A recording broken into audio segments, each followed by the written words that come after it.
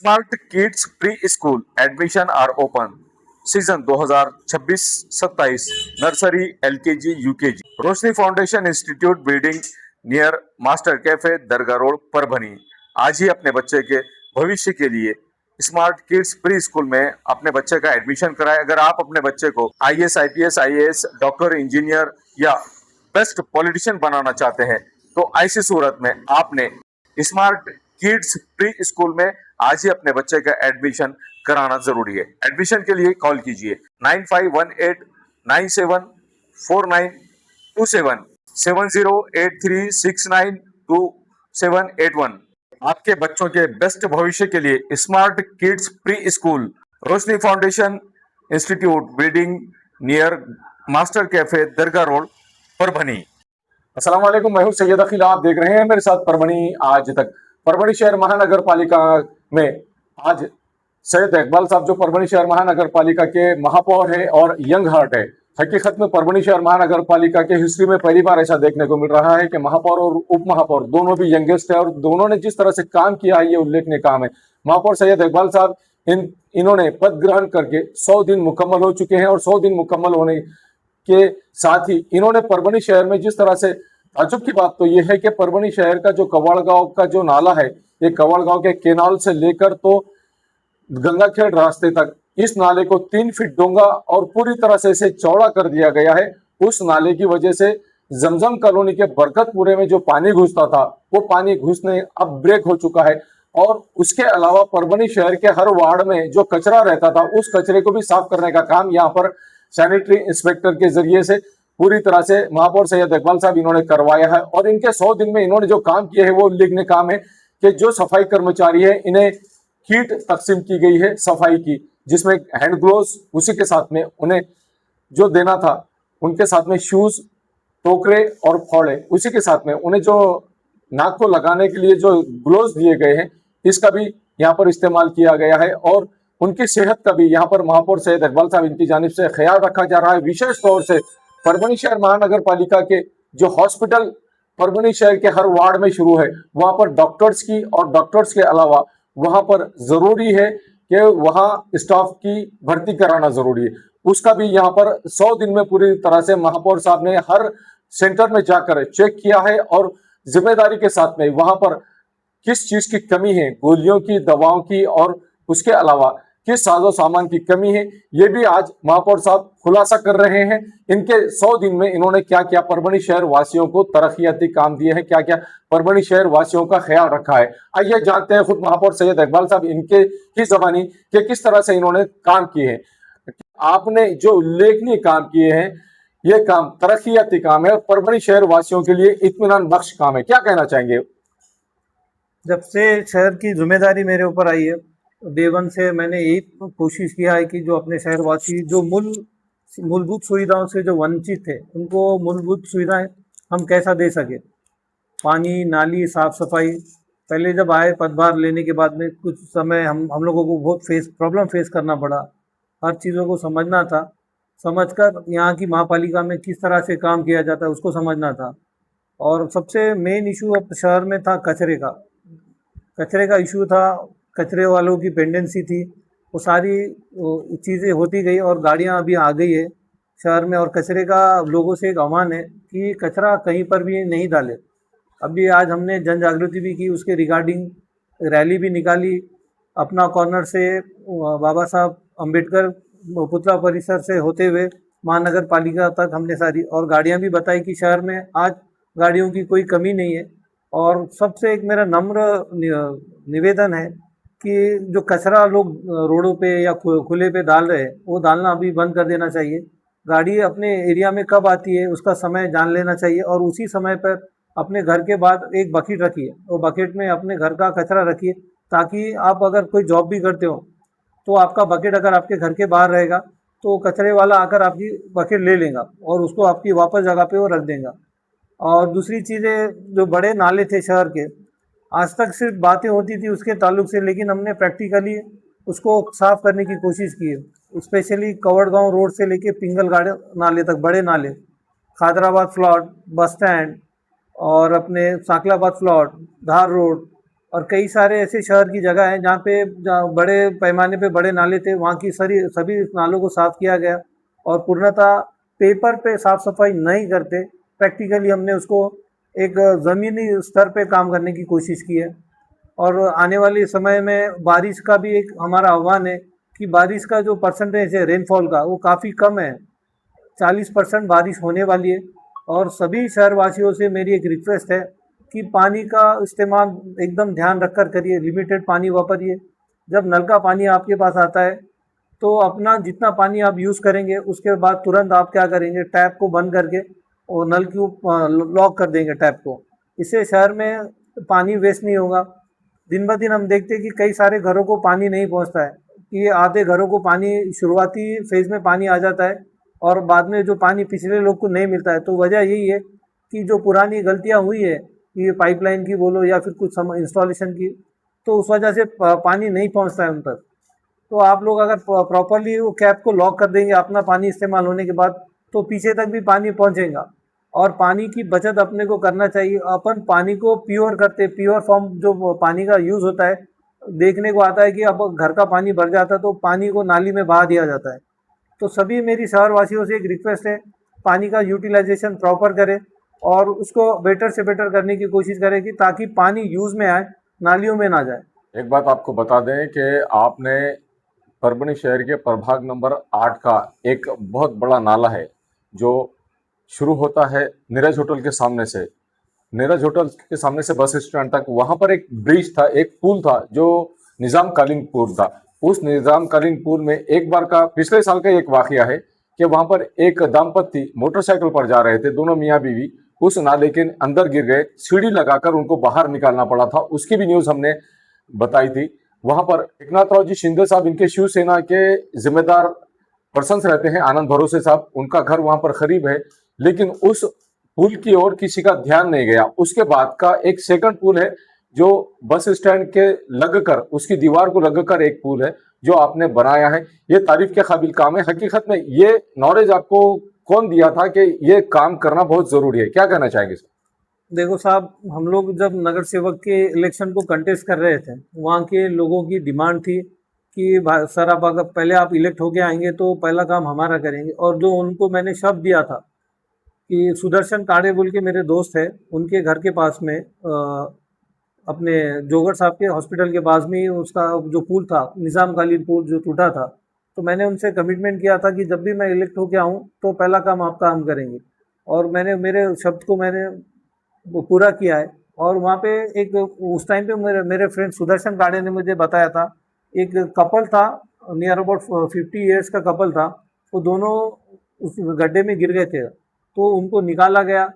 निकाल कर वो वीडियो फुटेज मुझे बताया गया कि सर ऐसे ऐसे अभी हालात हुए हैं तो आपको ये काम करना पड़ेगा। उसको हमने फर्स्ट प्रायोरिटी दी और आज काम अपनी ज़ोरों शोरों पे है।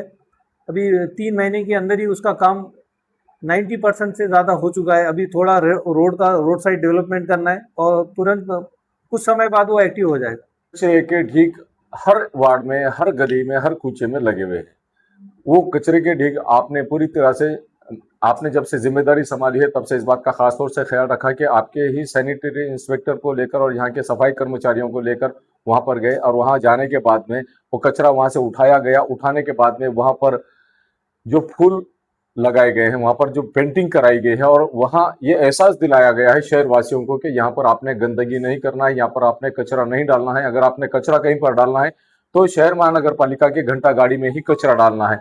खास तौर से इस बारे में किस तरह का आह्वान आप करना चाहेंगे शहर की जनता से कि हर वार्ड में अगर आपकी घंटा गाड़ी आती है तो आपने किस तरह से यहाँ पर कचरे का यूटिलाइजेशन करना चाहिए और घंटा गाड़ी में ही कचरा डालना चाहिए, ना कि रास्ते पर कचरा डालना चाहिए, क्या कहना चाहेंगे सर?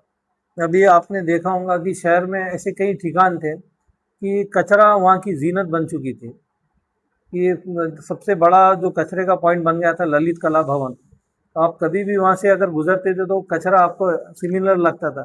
मैंने जब भी जाता था वहाँ से, अगर मेरा जाना, वो ललित कला भवन के सामने जो कचरा लोग डालते थे, कंटिन्यूअस कचरा डालते थे, रिपीट फॉर्म में आता था। ऐसे शहर में कई सारी जगह है जहाँ पर हमने उसको परमानेंटली कचरे को डालने से बंद कर दिया है। हमारे पास एक टीम है हमारी साफ़ सफाई कर्मचारियों की, और उस ASI, CSI सभी हमारे कर्मचारी एक यूनाइट होकर काम करते हैं। और जब से मैं आया हूँ परभनी में, तो मैंने कोई प्रभाग के हद तक हमारे कर्मचारियों को नहीं रखा है। अगर किसी को ज़रूरत पड़ती है तो इधर के प्रभाग का कर्मचारी उधर जाके उसकी भी हेल्प करता है। कोई हमने बॉर्डर नहीं बनाई है कि जैसा एक अप्पा देशमान्य है, लक्ष्मण जोगदंड है और करण गायकवाड़ है, हमारे नगर सचिव, ये सारे लोग मिलके एक दूसरे के साथ कोऑपरेट करके काम करते हैं कि शहर में जहाँ पे भी गंदगी है तो वहाँ से उठाने का काम किया जाता है। लेकिन आज लोगों से मेरा आह्वान रहेगा कि कचरे की जगह पे कहीं पर भी ओपन स्पेस पे कचरा डालना नहीं चाहिए। अगर शहर को अपना घर समझेंगे तभी ये सारी चीज़ें पॉसिबल है, और अपने शहर को अपना घर समझना चाहिए। और जैसा अपने घर में अपन साफ सफाई रखते हैं, वैसे ही बाहर भी अपनी रिस्पॉन्सिबिलिटी, घर के बाहर अपन जब निकलते हैं तो कचरा ओपन स्पेस पे नहीं डालना चाहिए। परभणी शहर महानगर पालिका के सफाई कर्मचारियों के लिए, उनके लिए स्पेशली जो किट आपने मंगवाई, और किट उन लोगों को उनकी सेहत का ख्याल रखते हुए आपने जिस तरह से उन्हें किट तकसीम की, जिसमें ग्लोव्स है, टोकरे हैं, फावड़े हैं और उनको लगाने के मास्क है, ये आपने किस तरह से सूझबूझ रखते हुए सफाई कर्मचारियों के सेहत का भी ख्याल रखते हुए ये काम किया है? ये देखो, फर्स्ट ऑफ ऑल अगर उनके पास कोई इक्विपमेंट नहीं रहेंगे सफाई कर्मचारी के पास, तो सफाई नहीं हो पाएंगी। क्योंकि एक्चुअली जो परभनी शहर के अगर मानते हो ना, तो रियल हीरो मैं हमारे साफ सफाई कर्मचारियों को मानता हूँ। आरोग्य टीम है, हमारी आशा ताई है, ये लोग काफ़ी अच्छा काम करते हैं शहर में। अगर उनके पास में उनकी जो नीड है, अगर वो नीड ही नहीं फुलफिल हो पाएंगे तो शहर का काम कहाँ से होगा। उसको हमने मद्देनज़र रखते हुए जो भी उनकी रिक्वायरमेंट थी, खोरे, टोकरे, लंबे वाले खोरे, ये सारी चीज़ें हमने उनको देने की कोशिश की है ताकि शहर में काम, डेवलपमेंट का काम हो सके। हम आपसे पूछना चाहेंगे कि परभणी शहर महानगर पालिका में आपने जिम्मेदारी के साथ में महापौर पद ग्रहण किया है, तब से अब तक सबसे पहला काम आपने वो किया था कि जो लोग यहाँ पर पैदा होते हैं और जिनकी डेथ हो जाती है, जन्म और मृत्यु प्रमाण पत्र, यहाँ सबसे ज्यादा गलीच कारोबार अगर कहीं पर था तो वो उस एरिया में ही था। आपने जिम्मेदारी के साथ में सबसे पहला काम परभणी शहर वासियों के लिए वो काम किया है। क्या कहना चाहेंगे इस बारे में आप? मेरा पर्सनल एक्सपीरियंस रहा, मैं जब इलेक्शन से पहले भी मैं जाता था तो वहाँ पर सारी एक लेवल और एक सिस्टम ही एकदम टोटली कोलैप्स था। लोगों को एक पर्टिकुलरली उनको कोई रिस्पांस नहीं मिलता था कि अगर आप बर्थ सर्टिफिकेट के लिए जाते हैं तो आपको प्रॉपरली वहाँ पे, एक तो आपका बिहेवियर, कर्मचारियों का जो बिहेवियर था वो प्रॉपर बिहेवियर नहीं था। उसको भी मैंने स्ट्रिक्टली वार्न किया है कि भाई जो हर कोई भी आपके पास आता है तो अच्छे से बात करना चाहिए, उसका प्रॉपर रिस्पांस देना चाहिए, और जो कंसर्न डॉक्यूमेंट जो लगते हैं तो उसकी एक सूची बनाकर सभी को देना चाहिए ताकि वो डॉक्यूमेंट के हिसाब से अपने बर्थ सर्टिफिकेट बना सके। हो क्या रहा था कि वहाँ पे करप्शन का लेवल काफ़ी बढ़ चुका था, तो मैंने सोचा कि लोगों को सबसे ज़्यादा परेशानी वही है, तो पहला काम वहीं से करते, और शुरुआत मैंने मेरे बर्थ वहीं से की, काम की। इसके अलावा आप के बारे में हम शहर में देखते हैं कि एक पहले महापौर है सैयद इकबाल साहब, जिन्होंने परभणी शहर में तारीफ के फूल बटोरने शुरू कर दिए हैं उनके काम को देखकर। परभणी शहर महानगर पालिका के अंतर्गत आने वाला आयुष्मान भारत के तहत चलने वाले परभणी शहर महानगर पालिका के हर एरिया में, हर वार्ड में जो हॉस्पिटल्स है, वहां पर इक्विपमेंट तो बहुत सारे हैं लेकिन वहां डॉक्टर्स की कमी है। आपने हर एरिया में जाकर वहां पर मुशाहिदा किया है, आपकी टीम वहां पर गई है, परभणी शहर महानगर पालिका के जिम्मेदार अधिकारियों को वहां पर लेकर गए हैं। वहां पेशेंट्स के लिए जो सहूलत है, वहां पर जो गोलियां, दवाएं अवेलेबल की गई है, लेकिन डॉक्टर्स ही वहां पर अवेलेबल नहीं रहते हैं जनता को देखने के लिए, पेशेंट्स को देखने के लिए। आपने किस तरह से इस बात पर गौर करके या इस बात का एहसास आपके दिल में जागा है? जब तक कोई कमेटी स्थापित नहीं थी, जो सभापति उनके पद पर नहीं थे, तो पूर्णतः शहर की जवाबदारी मेरी थी और आज भी है। लेकिन आज वो अपने पद पर बैठे हैं तो उनके साथ में हम लोग उनको कोऑर्डिनेट करके उनका भी काम करते हैं, उनके साथ भी काम करते हैं। कि जैसा जब आरोग्य सभापति नहीं थे तो उस समय मेरा कर्तव्य था कि मैं हर यूपीएससी पे जाऊं और उसका काम काज को देखूं वो किस तरह से काम चल रहा है।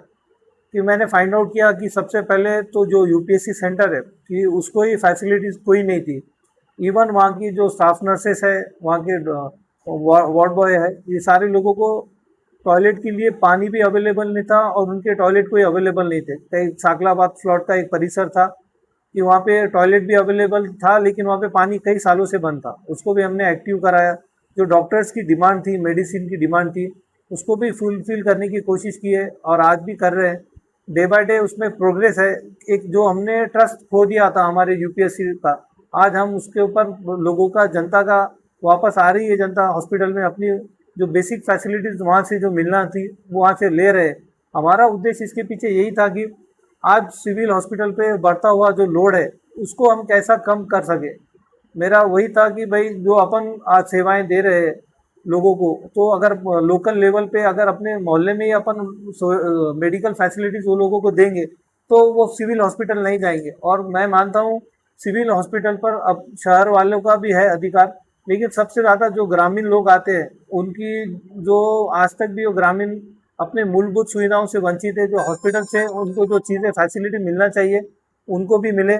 इस वजह से मेरी सोच थी कि शहर वासियों को तो अपन दे देंगे, लेकिन ग्रामीण वासियों को अपन फैसिलिटीज़ कैसा देंगे।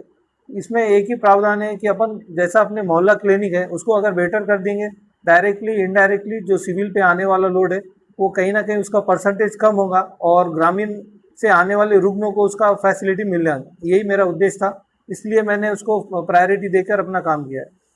हमने कुछ दिन पहले नाले सफाई की एक न्यूज़ शाया की थी, जब हम पत्रकारों ने जाकर परभणी शहर का मुशाहिदा किया, परभणी शहर के नालों में वहां जाकर देखे कि वहां पर साफ सफाई बहुत अच्छे तरीके से हुई। लेकिन वहां पर एक कमेंट ऐसा आया है, परभणी शहर महानगर पालिका के अंतर्गत आने वाले प्रभाग नंबर 12 जमजम कॉलोनी से, बसेरा कॉलोनी से कमेंट आया है कि वहां पर जो कचरा लोगों के घरों के सामने डाला हुआ है, हकीकत में वहां पर घंटा गाड़ी की सख्त जरूरत है। जहां आप घंटा गाड़ी नहीं पहुंचा सकते, जहां पर आपने अभी तक घंटा गाड़ी पहुंची नहीं, वहां पर किस तरह से आप शहर के वासियों के लिए घंटा गाड़ी पहुंचाने का काम करने वाले हैं सर? अभी शहर में जो घंटा गाड़ियों की कमी थी, अभी ऑलमोस्ट 22 नई घंटा गाड़ियाँ आई है। कॉम्पैक्टर्स आए बड़े सेकेंडरी कलेक्शन के लिए, टिपर का भी जो कॉम्पैक्टर आते हैं वो भी आगे है। सारी चीज़ें धीरे धीरे आ रही है और आप देखेंगे शायद बोलने से ज़्यादा आपको दिखाई देंगे। हर प्रभाग में हमने उसको डिप्लॉय किया है घंटा गाड़ियाँ, उसकी लिमिटेशन भी बढ़ेंगी और दिन पे दिन जैसा लोगों की जहाँ गाड़ियाँ नहीं जाती थी वहाँ लोग गाड़ियाँ जाती हुई देखेंगे, क्योंकि टेंडर नया अभी ऑन गोइंग है, कम्प्लीटली वो स्टार्ट नहीं हुआ है। जो लास्ट ईयर का जो टेंडर था अभी वही चल रहा है। जैसा नेक्स्ट टेंडर ओपन होगा उस समय गाड़ियों की 100% जो नीड है उसको हम कंप्लीट करेंगे। आपको पद ग्रहण करके 100 दिन मुकम्मल हो चुके हैं, 100 दिन से ज्यादा हो चुके हैं, लेकिन 100 दिन में आपने जिस तरह से यहाँ पर शहर वासियों को इत्मीनान बख्श तरीके का यहाँ पर रिजल्ट दिया है, किस तरह का आह्वान आप शहर वासियों से करना चाहेंगे अपने आप को साफ रखने के लिए, अपने घर का कचरा घंटा गाड़ी में डालने के लिए, और वो लोग जो रास्ते पर विशेष तौर से अपने घर के सामने कहीं पर किसी के कचरा पड़ा हुआ रहता है, कहीं पर किसी का मलबा पड़ा हुआ रहता है, कहीं पर किसी के ईंटें पड़ी हुई रहती है, कहीं पर किसी के रेती के ढीक पड़े हुए रहते हैं, जो बांधकाम जहां जिन लोगों का होता है। कुछ घर तो ऐसे हैं जो रास्ते से महानगर पालिका की नाली से बाहर आए हुए, ऐसे लोगों से क्या आह्वान करना चाहेंगे आप? सभी से पहले तो मैं एक आह्वान करूंगा कि अभी हमने कमिश्नर साहब से भी बात हुई और कमिश्नर साहब का भी यही बोलना है, हम जो नई परमिशन देते हैं घर बांधकाम की, तो बांधकाम में रेन वाटर हार्वेस्टिंग की प्रावधान होना चाहिए। जो नया घर बांध रहे हैं तो सभी ने अपना घर बांधना चाहिए, लेकिन नियमों में बैठकर उसको बांधना चाहिए कि नियम के बाहर जाकर कोई भी अपना घर नहीं बांधे। इससे होता क्या है कि एक तो आपके आस पड़ोस में जो लोग रहते हैं उनको काफ़ी समस्या होती है कि गलत तरीके से अपन घर बांधते हैं, आने जाने का उनका रास्ता रोक देते हैं, और जो रेती सीमेंट जो रोक डालते हैं, लोहा जो बाहर डालते हैं, उनसे सभी से रिक्वेस्ट है एक प्रॉपर जगह पे आप डालें। आपका घर का काम जब तक चालू है और परमिशन लेके घर का बांधकाम करें, शहर को सहयोग करें। सैयद इकबाल साहब, आप महापौर रहते हुए परभणी शहर का तो आप ख्याल रख ही रहे हैं, लेकिन परभणी शहर के अलावा 20 तारीख को एक इंसिडेंट हो गया परभणी जिले के मानवत तालुके के एक मंदिर में, यशवाड़ी, यहाँ पर जो बांधकाम शुरू था यहाँ पर सभा मंडप का, वो अचानक गिर गया। जो भाविक थे वो भाविक दर्शन करने के लिए जाते थे और सैकड़ों की तादाद में वहां पर भाविक जाते थे। एक इंसिडेंट हो गया, अचानक हो गया, जिसकी वजह से कई लोगों की डेथ हो गई और कई लोग इंजर्ड हो गए। आप वहां पर पहुंचे और जिम्मेदारी के साथ में अपने रिस्पॉन्सिबिलिटी, जवाबदारी समझकर वहां पर अपना कर्तव्य निभाया, क्या कहना चाहेंगे सर?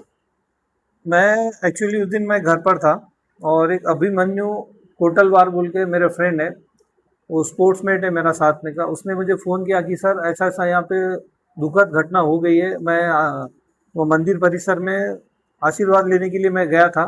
जो ये घटना हुई सबसे शहर में अपने दुखद घटना थी और इसका सभी को शहरवासियों को इसका दुख है। जैसे ही मुझे इसके बारे में पता चला तो हम तुरंत ही हमारी टीम के साथ में हम निकल गए और वहाँ पे फाइंड आउट किया कि कई सारे लोग जो परेशान थे और कई जख्मी थे, लोग सभी एक साथ मदद के लिए भी कई सारे लोग आए थे और वहाँ पर हर जात धर्म के लोग आए थे और सभी ने हाथ लगाकर वहाँ पे जो पत्थर थे पत्थर निकाले। जेसीबी आया, क्रेन को जैसा मैं यहाँ से निकलने के टाइम पर ही इन्फॉर्म किया था जो हमारी महानगर पालिका की टीम है, क्रेन वगैरह, तो उनको मैंने सूचना दे दी थी कि क्रेन वहाँ पे जल्द से जल्द भेज दीजिए, जेसीबी का इंतज़ाम करें। जैसे मैं पहुँचने से पहले ही सारी चीज़ें वहाँ पे पहुँच गई थी। आरोग्य का स्टाफ हमारा साथ में ही, हम लोग 3:30 बजे तक मैं वहाँ प्रेजेंट था और उसके बाद में हमने फाइंड आउट किया कि कई सारी बॉडीज़ पत्थर के नीचे दबी है, तो वो बॉडीज़ को भी हमने निकालने की कोशिश की। मेरे सामने 2 बॉडी हमने निकालने की कोशिश की और उससे पहले कई सारी बॉडीज़ निकाल कर और जो ज़ख्मी थे उनको हॉस्पिटल में भेजने का काम किया गया। उसमें एक अच्छा काम ये हुआ कि वहाँ पर अपना आरपी हॉस्पिटल होने की वजह से आमदार साहब का वो उसको पब्लिक में वो जो पेशेंट थे उनको उसकी बेनिफिट तुरंत मिल गए कि जो उनका ट्रीटमेंट था जल्द से जल्द किया गया और हमारे आमदार साहब ने एक स्पेशल उनका वार्ड बनाकर ही स्पेशल टीम वहाँ पे डिप्लॉय करके उनका ट्रीटमेंट स्टार्ट कर दिया था। और कई पेशेंट थे जो नांदेड़ को रेफ़र कर दिए गए थे और जिनकी डेथ हो गई थी वो सिविल हॉस्पिटल में थे, मॉर्ग में थे और उनको भी उनके घर तक बॉडी को भी पहुँचाने का काम किया गया। महानगर पालिका की तरफ से जो शव वाहिनी थी वो शव वाहिनी के ज़रिए से बॉडी उनके घर तक पहुंचाने का काम किया। लेकिन अफसोस की घटना बहुत बड़ी थी और उसको जल्द से जल्द हमने टैकल करने की कोशिश की। हमने नहीं बल्कि पूरे शहरवासियों ने उसको हाथ लगाने की कोशिश की, जाके ये तकलीफ़ को कैसे कम से कम किया जाए और इसका दुख को कैसा कम किया जाए। सब लोग शहर के थे, कई सारे नेताएं भी थे, सब लोग थे और अब उन्होंने जाके उनका हाल चाल जाना और उनके दुख दर्द में सभी शहर पूरा शामिल हुआ है। अभी कमिश्नर साहब ने भी डिज़ास्टर मैनेजमेंट जो हमारे महानगर पालिका के अंतर्गत आते हैं उनको उन्होंने कहा है, उप महापौर ने भी कहा है कि अपने को रेडी रहना पड़ेगा शहर में। जैसे कोई भी अगर कृत्य होता है, घटना घटती है तो वो घटना को अपन कैसा नैसर्गिक जो आपत्ति है उसको कैसा टैकल करें जो दुर्घटना को, और उसको कम से कम समय में जाके वहाँ पे सर्विस देने के लिए कहा गया है। कि हमारे परभनी शहर में आप देखते हैं 2 दमकल विभाग है, वो भी एकदम सज है काम करने पे। वहाँ पे कानोड़े बोल के एक ऑफिसर है, वो भी उनका काम अच्छा करते हैं।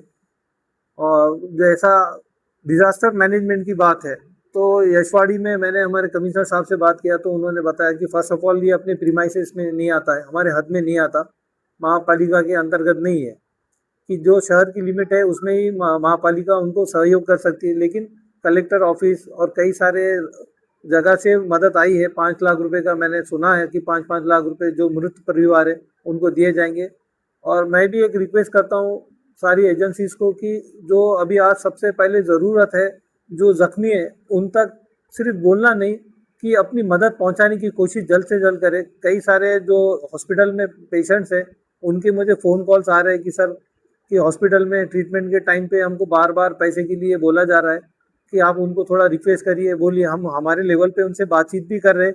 लेकिन मेरी एक प्रशासन से एक अपील है कि जो यशवाड़ी में जो लोग घायल हुए हैं उनको जल्द से जल्द एक राहत पहुंचाने की कोशिश करें। और मैं थैंक कहूँगा हमारे आमदार साहब का जो हॉस्पिटल उन्होंने वहाँ पे बांधा है उसके लिए हम उनको थैंक कहेंगे। ये थे परभणी शहर महानगर पालिका के महापौर सैयद इकबाल साहब, जिन्होंने जिम्मेदारी के साथ में अपना पद ग्रहण करने के बाद 100 दिन इनके पद ग्रहण करके मुकम्मल हो चुके हैं और 100 दिन में इन्होंने इस तरह के काम किए हैं जो काम हमने आपको गिनाए हैं इस वीडियो के जरिए से। अगर आपके भी जहन में ऐसा कोई काम है जो हमसे छुपा हुआ है या महापौर साहब से छुपा हुआ है, आपके वार्ड में अगर किसी तरह की गंदगी है, आपके वार्ड में अगर किसी तरह की कोई समस्या है, तो ऐसी सूरत में आप परभणी आज तक की टीम से या परभणी शहर महानगर पालिका से आप बता सकते हैं। महापौर साहब आपके एरिया की साफ सफाई के लिए खास तौर से ख्याल रख रहे हैं और जिन नालों में आप कचरा डाल रहे हैं इस बात का खास तौर से ख्याल रखें कि आप नाले में या नाली में कचरा ना डाले, आपके घर के सामने कचरा ना डाले, आपके घर के सामने गंदगी ना करें, आपके छोटे बच्चों को टॉयलेट के लिए आप अपने घर के सामने नाली पर ना बिठाएं। इस बात का खास तौर से ख्याल रखें और जिम्मेदार नागरिक बनने की कोशिश करें। आप देखते रहिए मेरे साथ परभणी आज तक। मुझे दीजिए इजाजत। जय हिंद। 8, 9, 10, 12 तक बहुत सारे बड़े बड़े क्लासेस मिलेंगे आपको। अस्सलाम वालेकुम, मैं हूं शेख कलीम। अपना असेन कोचिंग क्लासेस माशाअल्लाह दरगाह रोड पर पिछले 15 सालों से बहुत बेहतरीन चलता है और स्टैंडर्ड 1st to 8th के लिए ही हमारा स्पेशल है। 8, 9, 10, 12 तक बहुत सारे बड़े बड़े क्लासेस मिलेंगे आपको, लेकिन जो प्राइमरी सेक्शन में बच्चों का जो बेसिक पढ़ाने वाले हैं उसके क्लासेस बहुत कम है। और माशाल्लाह हमारा ऐसा है कि एक बार बच्चा हमारे पास पढ़ने को आएगा तो अल्हम्दुलिल्लाह अल्लाह का शुक्र है कि वो बच्चा क्लास में पहले नंबर से ही पास होगा। वीकली टेस्ट भी होते हैं हमारे पास, बच्चों को पूरा गाइडेंस भी किया जाता है और मिनिमम 10 बच्चे ही हमारे पास क्लास में रहते हैं। अल्हम्दुलिल्लाह जो भी बच्चे आए वो हमारे पास से आने के बाद स्कूल में 1st नंबर से पास होते हैं। तो हमारा जो क्लास है असेन कोचिंग क्लासेस, आजम चौक, दरगाह रोड, परभनी, जावेद किराना के एकदम बाजू में ही है और मेन रोड पर ही है। अल्हम्दुलिल्लाह जिस किसी को अगर ज्वाइन होना है तो 1st to 8th के लिए क्लासेस अभी 22 जून से शुरू हो रहे हैं, तो जिन लोगों को आना है वो भेज सकते हैं। ओके दोस्तों, थैंक यू, अल्लाह हाफिज। एसके फर्नीचर लेकर आया है ओरिजिनल सागवान का सोफा सेट, पलंग, शोकेश, अलमारी, दरवाजे, चौखट और भी बहुत कुछ। एसके फर्नीचर पर सभी प्रकार के फर्नीचर्स अवेलेबल है। हमने हमारे शोरूम की लोकेशन दरगाह रोड से बदलकर जाम रोड केनाल के पास की है। आप एसके फर्नीचर में आए और अपने पसंद का फर्नीचर खरीद के अपने घर की रौनक को बढ़ाएं। और हाँ, एसके फर्नीचर पर आप किसी भी फर्नीचर को अपने हिसाब से कस्टमाइज कर सकते हैं। हमारे पास सागवान कट साइज इंडियन टेक माल कटिंग करा हुआ मिलेगा या फिर ऑर्डर के हिसाब से भी कटवा कर मिलेगा। हमारा पत्ता जाम रोड केनॉल के पास। मोबाइल नंबर 9420033825 या फिर 9923257259। महबूब पार्क फंक्शन हॉल, मनसब नगर, जाम पारवा गेट, दरगाह रोड, परभणी। शादी हो या एंगेजमेंट, चिल्ला हो या जुमागी, मीटिंग हो या फिर कुछ और, परभणी में तो भैया सिर्फ एक ही नाम, महबूब पार्क फंक्शन हॉल, मनसब नगर, जाम पारवा गेट, दरगाह रोड, परभणी। बुकिंग शुरू है। Mobile number 9960569383, 8421903333। इसके साथ ही 9822829035। हाजी महबूब अंसारी। याद रहे, आप हर तरह के प्रोग्राम हमारे फंक्शन हॉल में मनाएं। आज ही अपने प्रोग्राम की बुकिंग करें। परभणी शहर का खूबसूरत रिश्ता मैरिज ब्यूरो, अल्फाइज मेडिकल के पास, एक मीनार मस्जिद के करीब, दरगाह रोड, परभणी। सैयद जावेद हाशमी साहब, जिनका मोबाइल नंबर 9860712367, उसी के साथ में रेहाना परवीन बाजी, मोबाइल नंबर 9970185683। इन लोगों से आप रिश्ते के ताल्लुक से मालूमात ले सकते हैं। अगर आप भी अपने लड़के के लिए लड़की देख रहे हैं या लड़की के लिए लड़का देख रहे हैं तो ऐसी सूरत में परभणी शहर के खूबसूरत रिश्ता मैरिज ब्यूरो से संपर्क करें। इनका मोबाइल नंबर दिया हुआ है। अगर doctors, engineers, lecturers, teachers, nurse, politicians जैसे आपको अगर रिश्तों की जरूरत है तो ऐसी सूरत में आप खूबसूरत रिश्ता मैरिज ब्यूरो के ऑफिस पर आकर कांटेक्ट कर सकते हैं। मोबाइल नंबर से, जो मोबाइल नंबर दिया हुआ है, इस पर राब्ता कर सकते हैं। तो आज ही अपने लड़के के लिए लड़की अगर आप देख रहे हैं तो ऐसी सूरत में खूबसूरत रिश्ता मैरिज ब्यूरो से संपर्क करें, या लड़की के लिए लड़का अगर तलाश कर रहे हैं तो ऐसी सूरत में आपको टेंशन लेने की ज़रूरत नहीं, फिक्र करने की ज़रूरत नहीं। खूबसूरत रिश्ता मैरिज ब्यूरो से संपर्क करें। 700 से ज़्यादा यहाँ पर लड़कों के बायोडाटा मौजूद हैं और 800 से ज़्यादा लड़कियों के बायोडाटा, वेल क्वालिफाइड पढ़ी लिखी लड़कियों के बायोडाटा खूबसूरत रिश्ता मैरिज ब्यूरो के ऑफिस में मौजूद है। तो एक बार ज़रूर कॉल करें और इनसे संपर्क करें।